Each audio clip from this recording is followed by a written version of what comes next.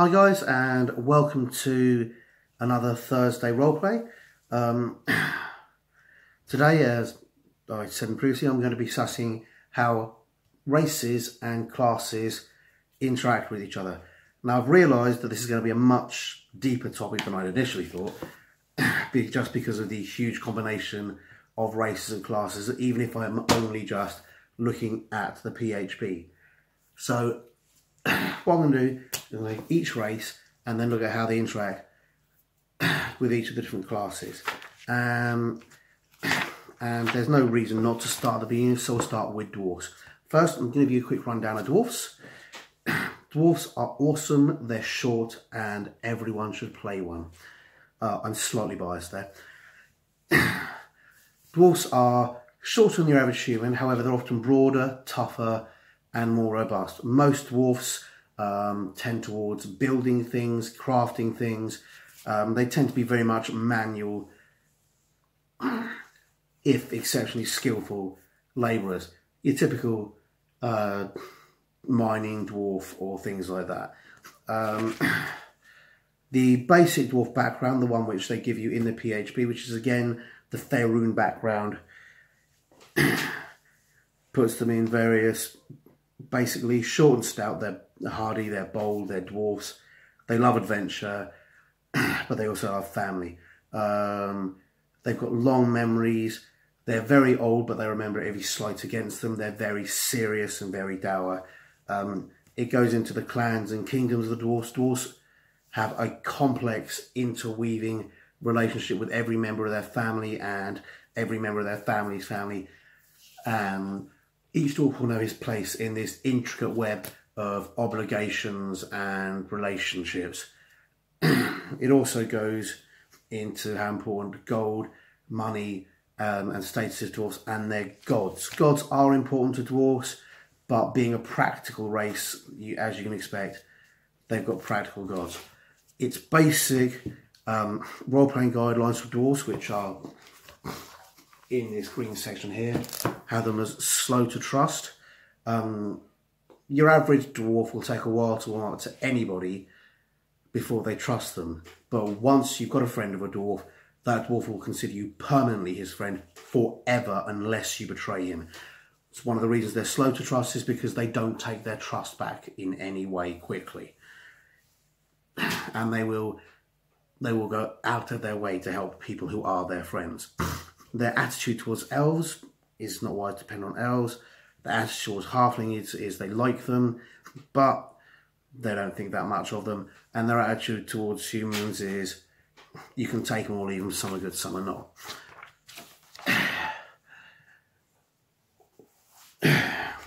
Now, I'm just going to go over some of the dwarf stats because in the PHP there are two types of dwarves. And as you can imagine, each type of dwarf interacts slightly differently with each class. The initial, background of dwarves includes a bunch of skills that are universal to the entire race. All dwarves are tough and can take damage, hence you get a constitution increase of 2. Most dwarves are lawful, but again, that's not locked down on that. That's just a tendency of the race.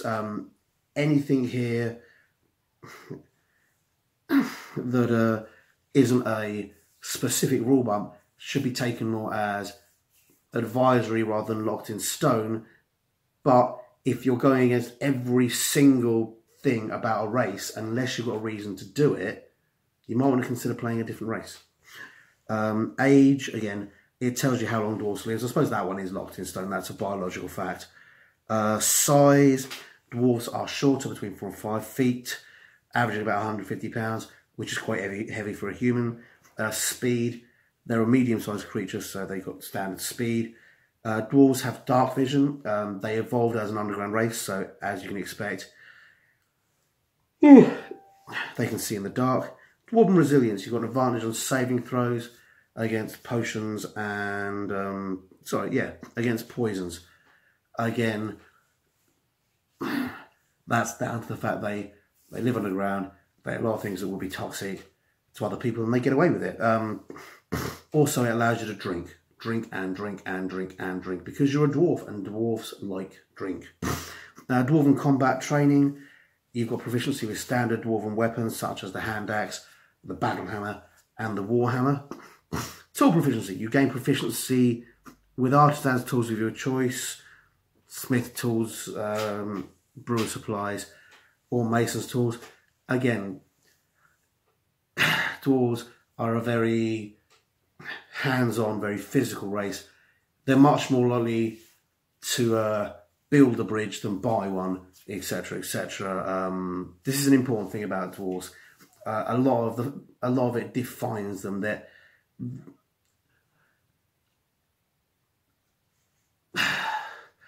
they're not intelligent per se, but they do have a lot of practical knowledge. You know, your average dwarf will know how to fix a wagon, not because he's fixed 100 wagons, but because he can see how a wagon works. Your average dwarf will be able to forge a basic knife, not because he's spent hundreds of hours forging knives, but because dwarves are very, very practical people. You know, anything basic and practical, they're probably going to be able to do.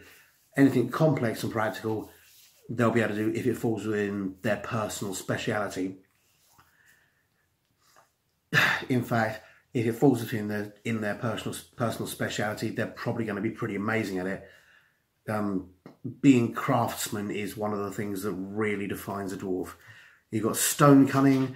If you live underground, if you're born underground, if you spend your entire life underground, you're going to recognise and understand the meanings of various rocks. In the same way that your average ranger will understand that certain trees grow by streams, certain trees for arid temperatures and things like that. Your dwarf understands that certain rocks grow near lava, certain rocks are found in cooler temperatures or near the top of mountains, and so on and so forth. Languages, it says you can speak Dwarvish and it lets you speak other languages, and that's fairly standard. But now to the two sub-races. You've got hill dwarves and mountain dwarves. Your hill dwarves are much more the dwarves that humans meet. They're not hidden away in their mountain halls. They're more gregarious, they're more open-minded, and they're a lot more tradesmen. They tend to be quick-witted, they tend to be canny or cunning. They tend to have a good nose for a bargain and a good nose when they're being cheated. For example, a hill dwarf might be something like a gold dwarf in Faerun. Rules-wise, they have a wisdom score increase of 1. They have dwarven toughness. Your hit point maximum increases by 1 and then increases by a further 1 every time you go up a level. Then you've got your mountain dwarves. Your mountain dwarves are your more traditional dwarves. Your Thorin Oakenshield, your Gimli. They're much more the isolated dwarves. Dwarves grown up as dwarves should be. They don't really feel the need to interact heavily with other races, although they certainly do. They're much more self-sufficient, much more dwarves about dwarves for dwarves. Ability-wise, your strength increases by 2, and you've got dwarven armour training. You have proficiency with light and medium armour. Rules-wise, we can instantly see that there are advantages to both. However, you can get proficiencies far more easily from classes than you could get a maximum hit point increase from a class. So the hill dwarves have a rules advantage there slightly. Again, personally, I'd much rather look at how the dwarf personality and how their tendencies are going to fit in with what you want to do than rules, but it is worth noting these rules and how they affect your character. There's nothing wrong with min-maxing. You just need to make sure that your character can survive a game before you lay him out. A lot of people like to slag off min-maxing, but at the end of the day, there's always going to be a certain level of it, because you want a character that's going to survive, that's going to do enough to make the game fun. And if the character's not competent in the very basics, What's the point? Right, now, Dwarven Barbarians. There's several different types of barbarians. There is the Rage Monster. There is the I live isolated and alone from other people. And various other sort of subdivisions of that. The isolationist, the uncivilized barbarian can be a bit tricky to play as a dwarf. They are actually a very civilized race, if a bit uncouth. But you can use that and say, yes, he has civilization, but it's not human civilization. He's more considered barbarian because he's much more rougher and readier, because he comes from an outlying dwarven thing or a dwarven society which is much more rough and ready than your average human society. So that works quite easily. Barbarians can be taken as lone survivalists, similar to rangers. The idea of a dwarven prospector who's a lone survivalist plays out quite easily there. So we can see instantly that dwarves fit very nicely into the barbarian archetype. Add to that the fact that they both like axes, and you've got yourself a nice little damage machine. Rules wise, you start looking at things like unarmored defense and stuff like that, and some of the ability to take and resist damage. Once you start stacking that on top of a hill dwarf, you're looking very nasty. When you look at some of the damage attacks, once you start stacking that on top of the strength increase from a mountain dwarf, again, you're looking at something quite nasty and quite vicious that's capable of doing quite a lot of damage.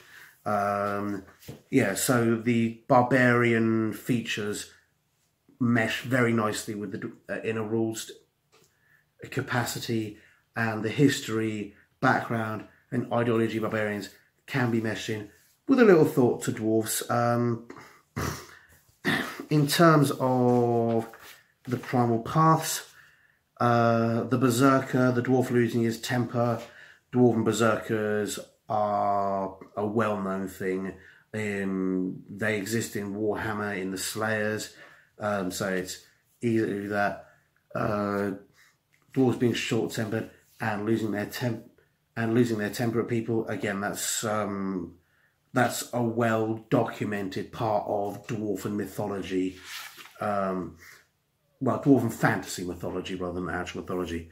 In terms of the animal totems, it fits in less. Dwarves don't tend to be that considerate of animals. They tend to be much more civilized than your wildlings.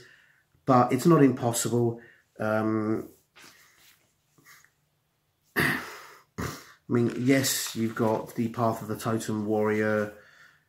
You've got the aspect of the beast and so on and so forth with bear, eagle and wolf. Personally, I'd probably look to see if there's a way to fit that in with a dwarf, or if not, keep the rules but go for subterranean creatures maybe. But that's fairly easy and that's fairly straightforward. Move on to the bard next. Dwarves are well known for their grudges. They're also well known, as I said, for this complex societal network, and every dwarf knows that. Having a bard that's a storyteller or a skald works really, really well with dwarves. They like their drink, they like music, so having a singer and entertainer works well. There's no reason why you can't do that. And having somebody that records grudges and records adventures and achievements, there's not much more dwarvish than that. Their history and their interrelationships are vitally important, and so a bard fits in fluff-wise exceptionally well with dwarves. In terms of spell casting, where are we?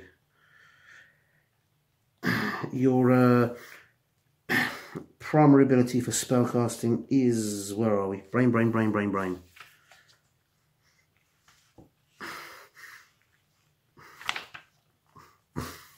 I believe it's intelligence. Where are we?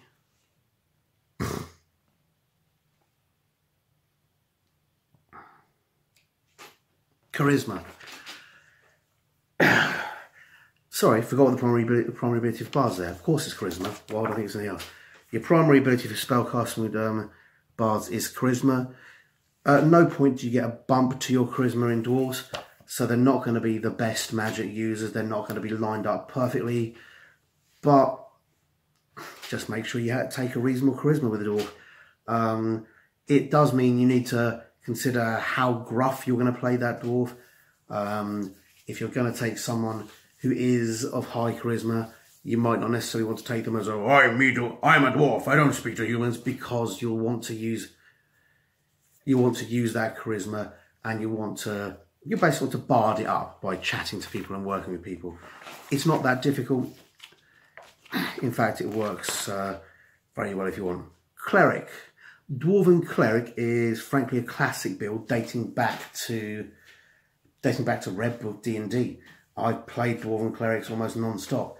One of the reasons I did play Dwarven Clerics was because in previous editions, dwarves did not take negative modifiers for carrying weight, which was a massive advantage if you were playing the tank healer role, which is often assigned to the cleric. That's not the case anymore, but dwarves still work really well as clerics.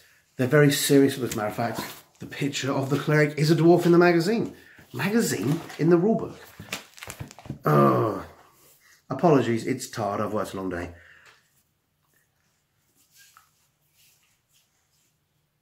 Dwarves have multiple gods in favouring their main gods, and you can't discuss clerics without discussing gods, are a god of the forge or a god of family. And they take these gods very seriously. So taking a dwarf that really cares about forging and really cares about making things is great. Taking a dwarf that really cares about family and interrelations, again, that works really well. Both will get you involved in plot. Both will work really well. I mean, cleric is one of the classic classes and fits pretty well with every race, because every race has a belief. In terms of rules wise, the main thing about clerics are that they're spellcasters. Their casting ability is wisdom, and if we go back again to the hill dwarves, they get a bump in wisdom, which means the hill dwarves particularly take to being a cleric very well. There are subtypes of clerics with loads of different domains, but again, frankly, there are enough domains that you can cater your cleric to working with your dwarven abilities or to working with the dwarven history that you had in mind. So there's very little you really need to worry about with a cleric. You can literally look at what your dwarf is, and you could literally fit a dwarf into any kind of cleric role that you want. The main thing clerics often do is turn undead. Dwarves are digging up things in the ground all the time. The idea of accidentally digging into undead, again, that fits quite nicely. Druid. Druid is a trickier one for dwarves, not impossible. Druids love nature. Dwarves tend to be more about civilization. However, being a rock druid or a subterranean druid is actually a thing. There are loads of subterranean creatures, so taking your druidic skills and aiming them more squarely at an underground environment is something that's entirely doable. It does work with a dwarf, particularly if your party's going to spend a long time in an underground environment. If you're going to do that, it is worth talking to your DM. If he says, no, we're going to be spending all our time in sunny beaches, you'll have to work out how that works. But underground environments are viable. Dwarves live on mountaintops. They have to survive. They have to gather food, same as everybody else. Being a mountain cleric or cleric that, druid, or druid that deals primarily in icy regions, again, that's something that's entirely doable background-wise. Your spell casting ability for a druid is where are we? Wisdom. So again, the hill dwarves can take the hill dwarves with their bump in wisdom actually will give you a reasonable advantage in this. You know, you can add +1 to whatever your highest thing or highest ability score is, and come out the door swinging quite hard with a druid. So that's there as well. There are plenty of druidic circles, and again, without too much modification, without taking the dwarf too far away from his dwarven roots, you can take the Arctic circle, you can take the mountain circle, you can take the Underdark circle, and run a fairly solid dwarven cleric that makes perfect sense within the background.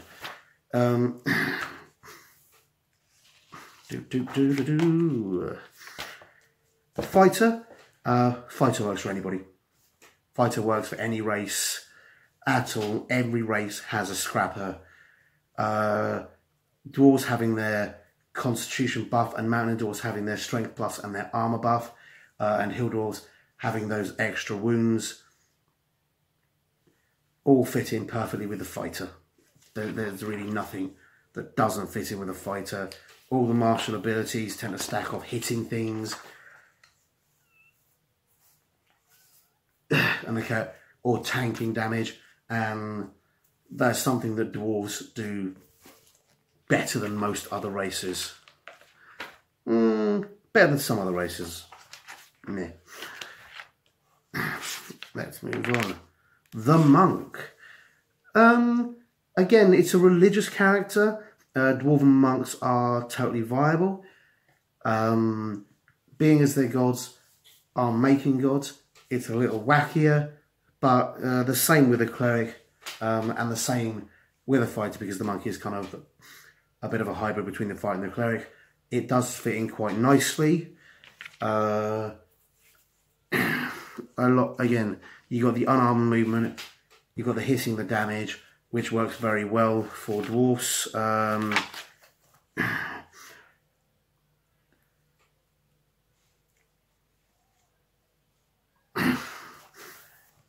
You've got various monastic traditions, all of which will work quite well with pretty much anyone.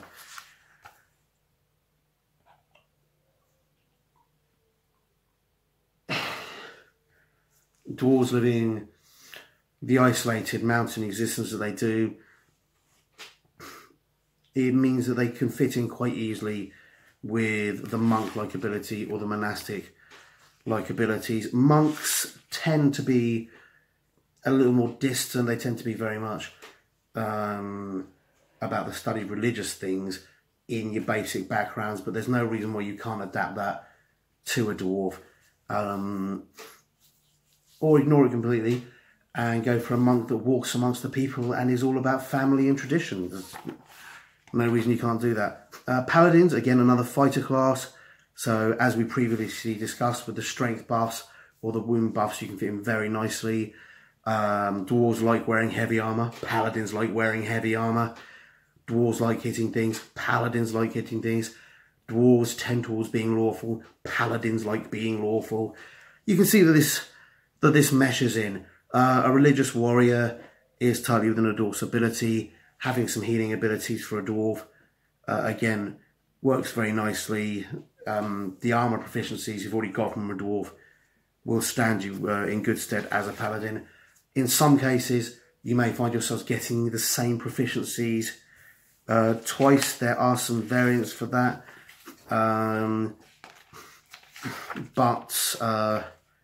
You know, in some cases you may have to start and say, I want to be a dwarven paladin. I know how to use heavy armor because I'm a dwarf, and I know how to use heavy armor because I'm a paladin. Well, it doesn't give you necessarily a more optimal spread of skills, but it's not a massive disadvantage either.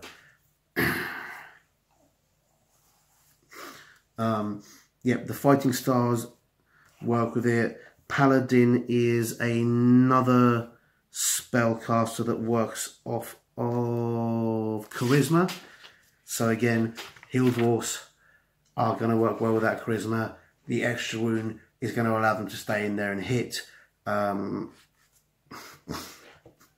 dwarves having extra strength is going to allow them to hit harder, which is fundamentally what paladins do. They are another fighter class, if you will. Paladin, paladin, paladin.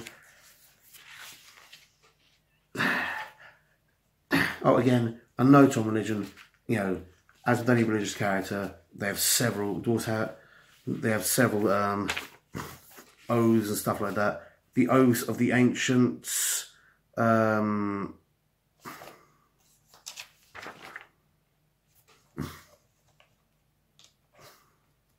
I looking at paladins around?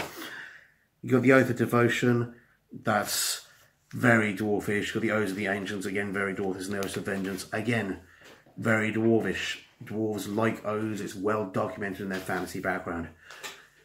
Moving on to rangers. Your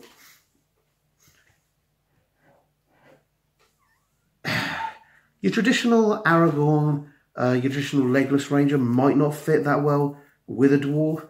Again, they don't tend to be that kind of person, but dwarves do have delving parties. It's a recorded thing that dwarves explore and open up new areas all the time. It's also a recording thing that dwarves protect and watch people approach their mounted things. So again, a ranger can fit in there. It takes a little more work than perhaps some of the other classes, but it fits there deeply. And effectively, if you work on it.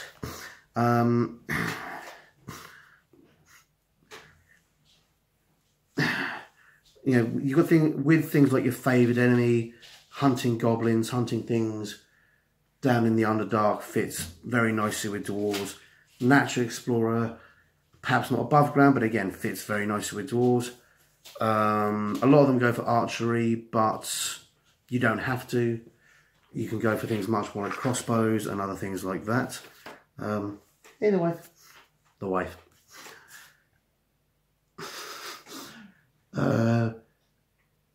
You have several ranger archetypes. You've got primeval awareness and that, and you've got hide in plain sight.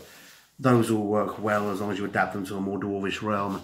The hunter and the beastmaster, perhaps not as dwarvish as they could be, but again, no reasonable little imagination you couldn't adapt it to anything.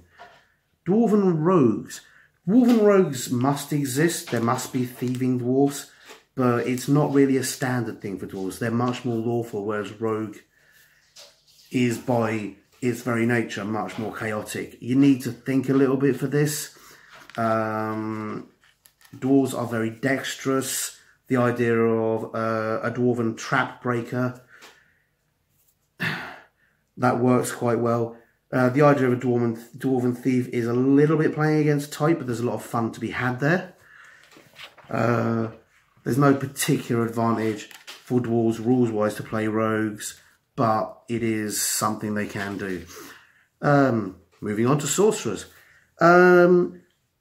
Sorcerers are basically raw magic that turns up out of nowhere.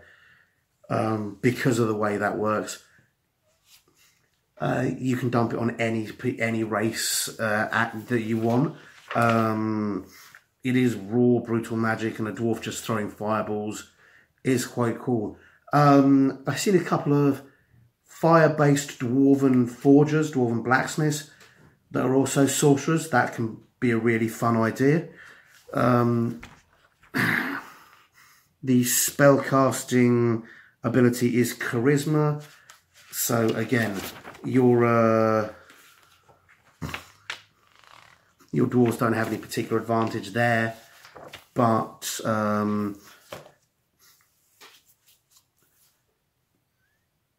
as long as you take a reasonable amount of charisma, it will work.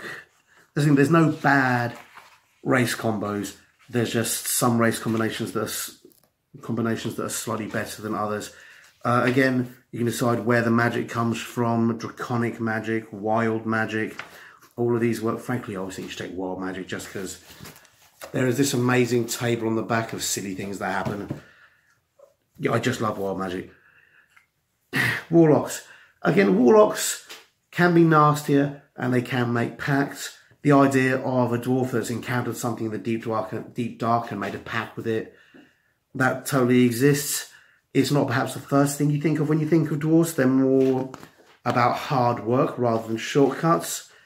So again, it's not one that flows naturally to dwarves. But again, if you're playing against type, or if you're playing with something like that, it certainly is possible. Where are we? What's the spellcasting ability? Is, again, charisma. There's no particular advantage to playing, rules-wise, to playing a Dwarven Warlock. But there doesn't have to be an advantage to playing something. You know, you can easily play them deliberately to be more difficult. Let's have a look. You got your packed magic and your packed boons. They're all good. Don't particularly give you any specific advantage when you're playing a dwarf, but they're fun. Your otherworldly patrons. Again, there's nothing that... There's the Archfey, the Fiend, and the Grey Old One. Your DM can make up otherworldly patrons. You could be making a deal with an ancient and powerful ancestor or a dwarf or something that would allow you to do that. But dwarves aren't, you know, neither the Archfey, the Fiend, or the Grey Old Ones particularly sing out.